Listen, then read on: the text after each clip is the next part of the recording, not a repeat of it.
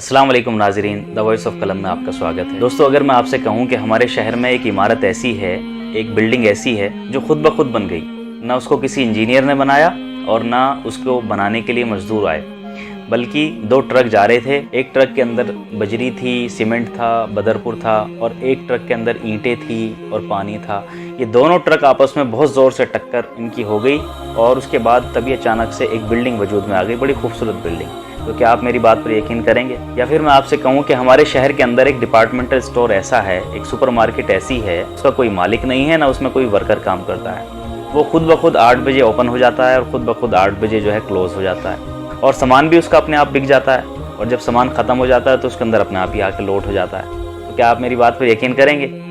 या फिर मैं आपसे कहूँ कि एक फैक्ट्री ऐसी है जिसका कोई मालिक नहीं है, ना उसको कोई बनाने वाला है और ना उसमें कोई वर्कर काम करता है, बल्कि वो फैक्ट्री अपने आप चलती रहती है। उसकी मशीन के सारे पुर्जे अपने आप फिट होते रहते हैं। उस फैक्ट्री के अंदर जो प्रोडक्ट बनते हैं, जो कपड़े बनते हैं, वो लोगों के घर अपने आप जो है डिलीवर हो जाते हैं। तो क्या आप मेरी बातों पर यकीन करेंगे? अब ज़रा गौर कीजिए, ये हमारे आसमान का कारखाना किस तरह चल रहा है। सूरज एक जगह पर ठहरा हुआ है और बहुत सारे ग्रह, बहुत सारे प्लानेट जो है उसके चारों तरफ घूम रहे हैं। हमारी पृथ्वी उसके चारों तरफ चक्कर लगा रही है, जिसकी वजह से दिन और रात निकल रहा है। हमारा चांद जो है वो हमारी पृथ्वी के चारों तरफ चक्कर लगा रहा है, और ये सारे एक ही डिसिप्लिन के साथ चले जा रहे हैं, बहुत ही डिसिप्लिन के साथ चले जा रहे हैं। जिस प्लानेट की जो धुरी बनाई गई है उसी धुरी के ऊपर वो घूम रहा है, उसी रफ्तार के साथ घूम रहा है, उसी एंगल पर वो घूम रहा है। ज़रा गौर कीजिए, बादलों के ऊपर ये रोज़ाना टनों के हिसाब से जो है पानी उठाते हैं समंदरों से, और फिर एक ख़ास जगह पर जो है ये बारिश की शक्ल में बरसा देते हैं। इस ज़मीन पर जो है पानी जब बादल बरसाते हैं तो उसमें तरह तरह के पौधे निकलते हैं, और उन पौधों से तरह तरह के फल निकलते हैं। हर फल का जो है रंग अलग होता है, हर फल का खुशबू अलग होती है, हर फल का अलग अलग टेस्ट होता है, और हर फल के अलग अलग फ़ायदे भी होते हैं। तो क्या ये कारखाना अपने आप चल रहा है? इसका कोई मालिक नहीं है, इसके पीछे कुछ वर्कर काम नहीं कर रहे, इसको कोई चलाने वाला नहीं है? फिर ज़रा गौर कीजिए कि इंसान किस तरह पैदा होता है। एक ज़रा से स्पर्म से और ज़रा से ओवा से इंसान पैदा होता है। किस तरह पैदा होता है? माँ के यूट्रस के अंदर वो एक जगह ठहरता है, और फिर बहुत सारी कोशिकाएं जो हैं आपस में मिलनी शुरू हो जाती हैं, बहुत सारी सेल आपस में मिलनी शुरू हो जाती हैं। फिर इंसान एक खून का लोथड़ा जैसा बनता है, और जहाँ पर नाक लगनी चाहिए वहीं पर नाक लगती है, जहाँ पर आँख लगनी चाहिए वहीं पर आँख लगती है, जहाँ पर दिल बनना चाहिए वहाँ पर दिल बनता है, जहाँ पर हड्डी बननी चाहिए और जितनी तादाद में हड्डी बननी चाहिए उतनी हड्डियाँ बन रही हैं, जितने गुर्दे बनने चाहिए, जितने फेफड़े बनने चाहिए, बिल्कुल एग्जैक्ट वही के वही परफेक्ट जो है ऐसे कैसे ही बन रहा है इंसान। किस तरह बन रहा है? क्या इसको बनाने वाला कोई नहीं है? ये अपने आप ही बन रहा है? क्या माँ इसको बना रही है या बाप बना रहा है? आपका दिल भी कहेगा कि ना तो माँ को मालूम होता कि अंदर क्या बन रहा है, ना बाप को मालूम होता।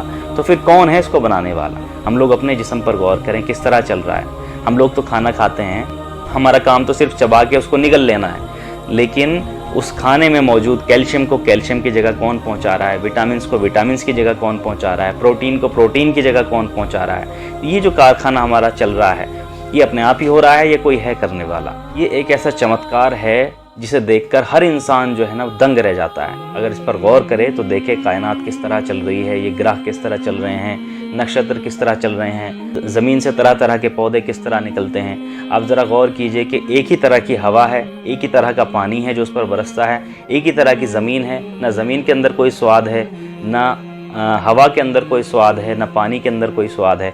फिर भी एक ही ज़मीन से तरह तरह के पौधे निकल रहे हैं, और एक बराबर में अंगूर का पौधा निकल रहा है, एक तरफ जो है आम का पौधा निकल रहा है। दोनों के टेस्ट बिल्कुल अलग अलग, कलर बिल्कुल अलग अलग, फ़ायदे बिल्कुल अलग अलग। इससे नतीजा ये निकला कि हमारा दिल ये गवाही देता है कि कोई ना कोई है जो इस पूरी दुनिया को चला रहा है, जिसने इसको बनाया है, पूरी नियमित रूप से डिसिप्लिन के साथ इसको रेगुलर चलाया जा रहा है। एक कार है और उसके 2 स्टीयरिंग व्हील हैं, दोनों जो आगे की सीट हैं दोनों पर जो है स्टीयरिंग व्हील लगे हुए हैं, और दोनों के ही सामने क्लच भी लगा हुआ है, दोनों के सामने ब्रेक भी लगा हुआ है, एक्सीलेटर भी लगा हुआ है। और उस पर 2 लोगों को बिठा दिया जाए तो वो कार कैसे चलेगी? डिसिप्लिन के साथ चलेगी या फिर उसका निज़ाम बिगड़ जाएगा? चाहे 2 सगे भाइयों को भी अगर बिठा दिया जाए, या फिर 2 बहुत गहरे दोस्तों को अगर बिठा दिया जाए, तब भी वो कार डिसिप्लिन के साथ नहीं चलेगी। एक इधर को ले जाने की कोशिश करेगा, एक इधर को ले जाने की कोशिश करेगा। डिसिप्लिन के साथ जब चलेगी, जब इस पूरी कार का कंट्रोल एक ही इंसान के हाथ में होगा। इसी तरह अगर एक मुल्क के 2 बादशाह हों तो क्या वो मुल्क डिसिप्लिन के साथ चल पाएगा? या फिर एक फ़ौज के 2 कमांडर हों तो क्या वो फ़ौज डिसिप्लिन के साथ काम कर पाएगी? एक छोटी सी रस्सी भी होगी ना, उसके अगर 2 मालिक होंगे तो एक रस्सी इधर खींचेगा, एक रस्सी इधर खींचेगा। डिसिप्लिन के साथ कोई भी काम नहीं चल पाएगा। फिर ज़रा गौर कीजिए, ये जो दुनिया है, ये सूरज है, ये चांद है, ये जितने भी सितारे हैं, ये कितने डिसिप्लिन के साथ चल रहे हैं। कभी ऐसा हुआ है कि सूरज जो है वो धरती से टकरा गया हो, या फिर चांद जो है सूरज से जाके टकरा गया हो, या कभी रात और दिन के हिसाब में अंतर आया हो, 24 घंटे के बजाय जो है 420 घंटे का दिन हो गया हो, या फिर कभी जो है 24 मिनट का दिन हो गया हो। कभी ऐसा हुआ है? कभी नहीं हुआ। कभी ऐसा हुआ है कि इस पूरी दुनिया से हवा ही कहीं ख़त्म हो गई? कभी नहीं हुआ। कभी ऐसा हुआ है कि इस दुनिया से पानी ही ऑटोमेटिकली ख़त्म हो गया? कभी नहीं हुआ। ये सारी चीज़ें बिल्कुल डिसिप्लिन के साथ चल रही हैं। इससे ही मालूम हुआ कि इस दुनिया को बनाने वाला और चलाने वाला कोई एक ही है। ये डिसिप्लिन इस बात की गवाही देता है, ये निज़ाम इतना जो परफेक्ट है वो इस बात की गवाही देता है कि कोई ना कोई है बनाने वाला और वो एक ही है। अच्छा, ज़रा मुझे बताइए कि चांद का मालिक अलग है और सूरज का मालिक अलग है क्या? जो जहन रखता हो, जो समझ रखता हो, वो इस बात की गवाही देगा कि कोई ना कोई है और वो एक ही है, 2 नहीं है।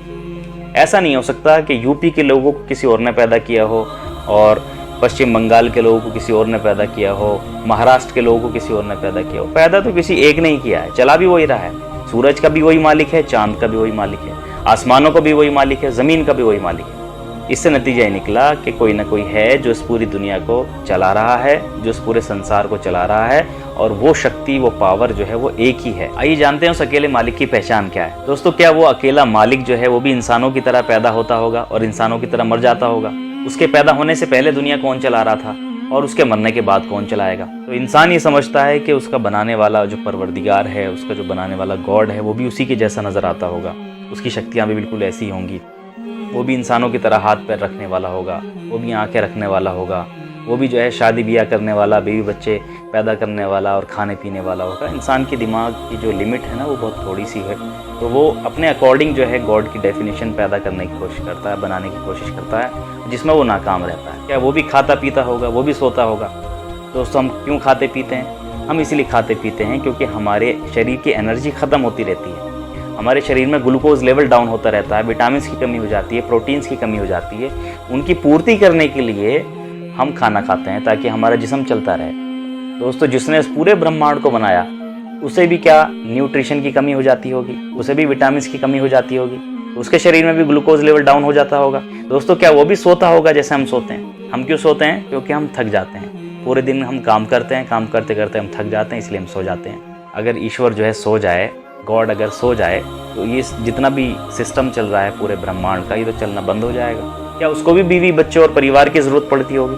इंसान को बच्चों की ज़रूरत इसलिए पड़ती है क्योंकि उसे मालूम है कि एक दिन मैं मर जाऊंगा और मेरी नस्ल को आगे बढ़ाने वाला कोई ना कोई चाहिए। लेकिन वो जो गॉड है वो कभी मरने वाला नहीं है। आपका दिल भी यकीनन यही कहेगा कि इस पूरे ब्रह्मांड को बनाने वाले और चलाने वाले को इन चीज़ों की ज़रूरत नहीं है।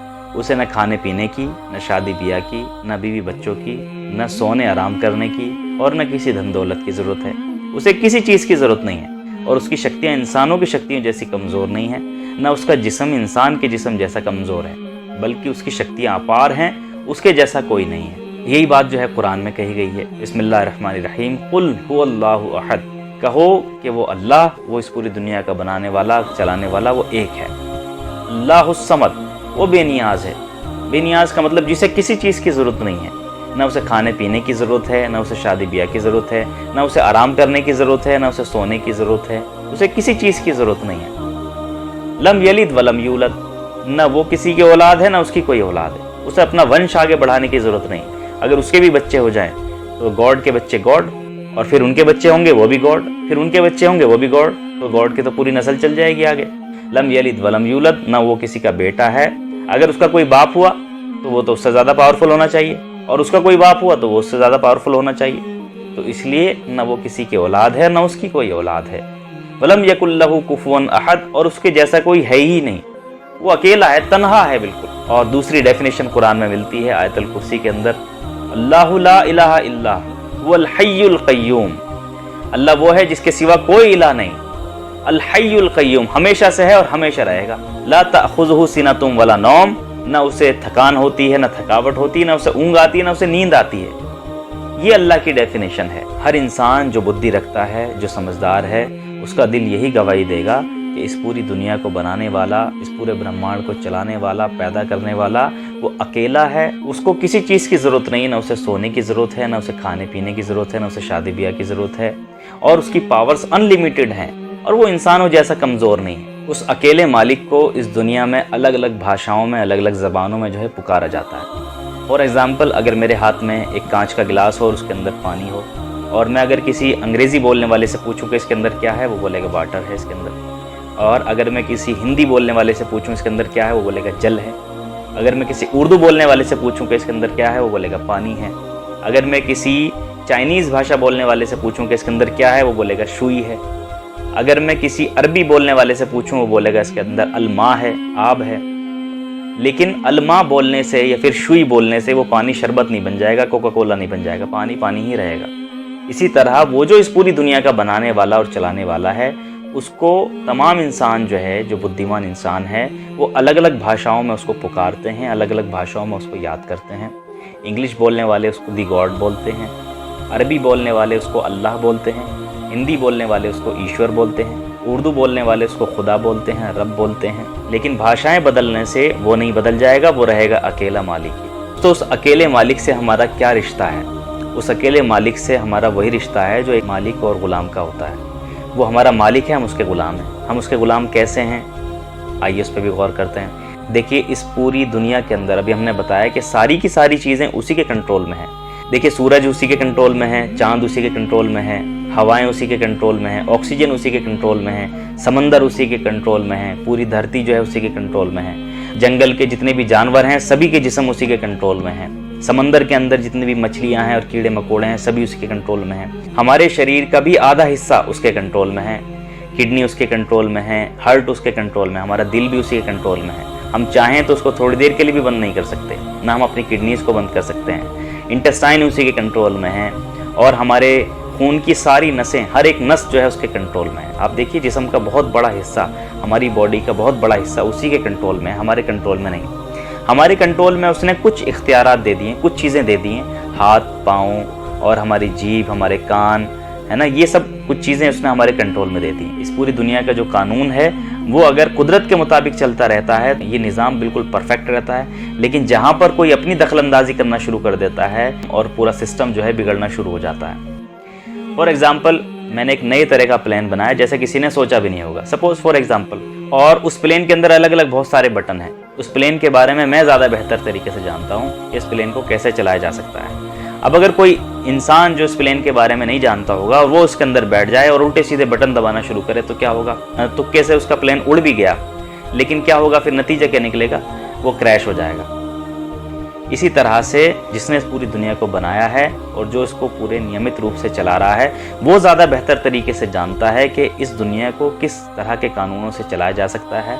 और अगर उसके कानूनों को हम छोड़कर अपनी मनमर्जी के कानून बनाना शुरू करेंगे, अपनी मनमर्जी के मुताबिक चलाना शुरू करेंगे, तो इस दुनिया में बिगाड़ आना शुरू हो जाएगा। ये जो इस वक्त आप देख रहे हैं, एक मुल्क दूसरे मुल्क पर हमला कर रहा है, बमबारियाँ हो रही हैं, लड़ाइयाँ हो रही हैं, मॉब लिंचिंग हो रही हैं, मर्डर्स हो रहे हैं, किडनैपिंग हो रही हैं, बलात्कार हो रहे हैं, रेप्स हो रहे हैं, गरीब जो है और ज़्यादा गरीब होते जा रहे हैं, अमीर और ज़्यादा अमीर होते जा रहे हैं, अमीर लोग गरीबों का खून चूसते जा रहे हैं। कानून भी दो तरह के बनाए जा रहे हैं, अमीरों के लिए अलग कानून है, उनके लिए अलग सज़ाएं हैं, गरीबों के लिए अलग कानून है, उसके लिए अलग सज़ाएं हैं। पुलिस जो है वो गरीब लोगों से अलग तरह का बर्ताव करती है, अमीर लोगों से अलग तरह का बर्ताव करती है। तो ये जो इस वक्त दुनिया में आपके सामने बिगाड़ नज़र आ रहा है, उसकी असल वजह और इकलौती वजह यही है कि हमने अपनी मनमर्जी के मुताबिक दुनिया में ज़िंदगी बितानी शुरू कर दी, और जो कानून इस दुनिया को बनाने वाले ने जो बनाए थे, उन कानूनों को हमने एक तरफ डाल दिया और अपनी मनमर्जी के मुताबिक हमने कानून बनाने शुरू कर दिए, जिसकी वजह से ये फसाद, लड़ाइयाँ, झगड़े और ये गंदी राजनीति जो हमें सामने नज़र आ रही है। इस दुनिया में शांति स्थापित करने का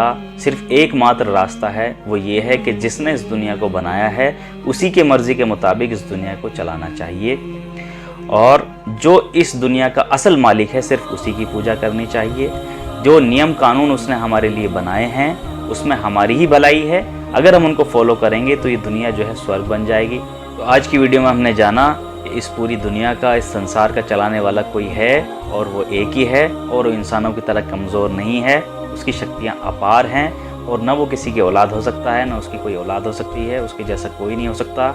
और उसने जो नियम कानून बनाए हैं उसमें हमारा ही भला है, और अगर हमें इस दुनिया को बेहतर ढंग से चलाना है तो उसके नियम और कानून को मानना पड़ेगा। अल्लाह ताला से दुआ है कि हमें कहने सुनने से ज़्यादा अमल करने की तौफीक अता फरमाए और उसके कानूनों पर हमें चलने की तौफीक अता फरमाए। अस्सलाम वालेकुम।